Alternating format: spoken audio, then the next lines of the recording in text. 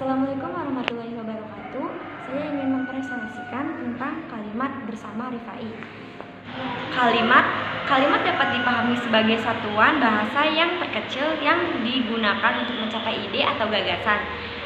Pakar berbeda menyatakan bahwa kalimat adalah satuan bahasa yang secara relatif berdiri sendiri, mempunyai notasi akhir, dan secara aktual dan potensial terdiri atas klausa. Unsur-unsur kalimat, yang pertama subjek, yang kedua predikat, yang ketiga objek, yang keempat pelengkap.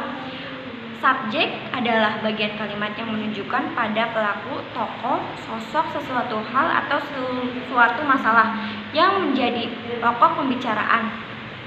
Yang predikat adalah bagian kalimat yang memberitahu melakukan perbuatan action, yaitu pelaku, tokoh atau sosok di dalam suatu kalimat. Objek merupakan bagian kalimat yang melengkapi predikat.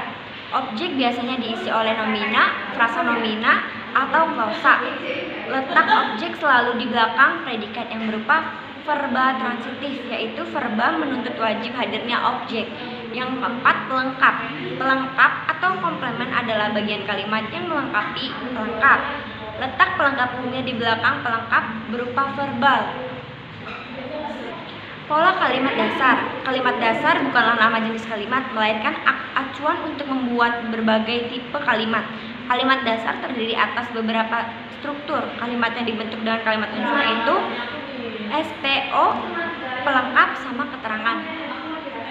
Berdasarkan fungsi dan peran gramatikalnya adalah 6 tipe kalimat yang dapat dijadikan mode pola kalimat dasar bahasa Indonesia. Jenis kalimat dasar.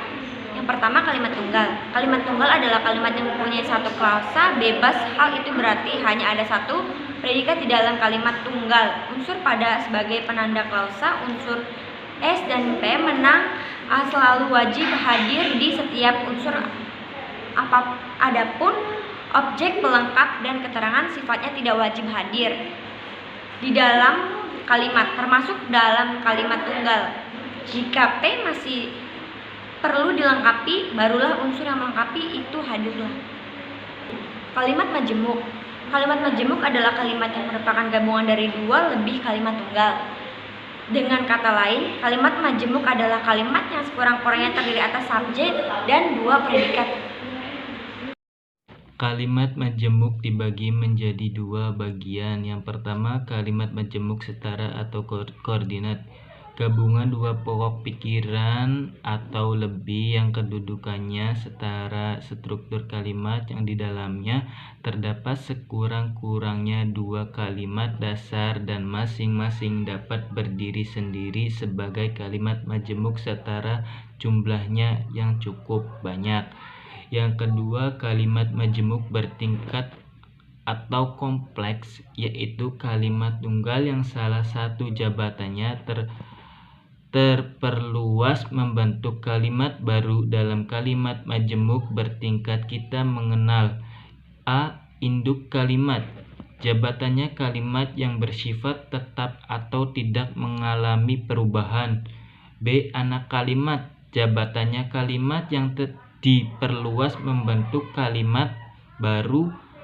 Anak kalimat ditandai pemakaian kata penghubung dan bila mendahului induk kalimat dipisah dengan tanda baca koma. Jenis kalimat menurut fungsi. Yang pertama, kalimat berita. Kalimat berita adalah kalimat yang dipakai untuk menyatakan suatu berita. Cirinya bersifat langsung atau tidak langsung, atau aktif atau pasif, tunggal atau majemuk. Yang kedua, kalimat tanya. Kalimat tanya yang dipakai untuk memperoleh informasi. Ciri kalimat tanya yaitu diakhiri tanda tanya. Yang ketiga, kalimat perintah. Kalimat perintah dipakai untuk menyuruh dan melarang orang berbuat sesuatu. Ciri kalimat perintah diakhiri tanda titik atau seru. Jenis kalimat menurut kelengkapan unsur, yaitu ada dua, kalimat sempurna dan kalimat tak sempurna. Yang pertama, kalimat sempurna adalah kalimat yang dasarnya terdiri dari sebuah klaus bebas, suatu klaus bebas, maka kalimat sempurna ini cukup kalimat tunggal dan kalimat majemuk. Yang kedua, kalimat tak sempurna adalah kalimat yang subjek dan predikatnya tidak lengkap, atau dengan kata lain subjek dan predikatnya tidak ada sama sekali. Cukup sekian dari kelompok saya. Mohon maaf bila ada kesalahan. Assalamualaikum warahmatullahi wabarakatuh.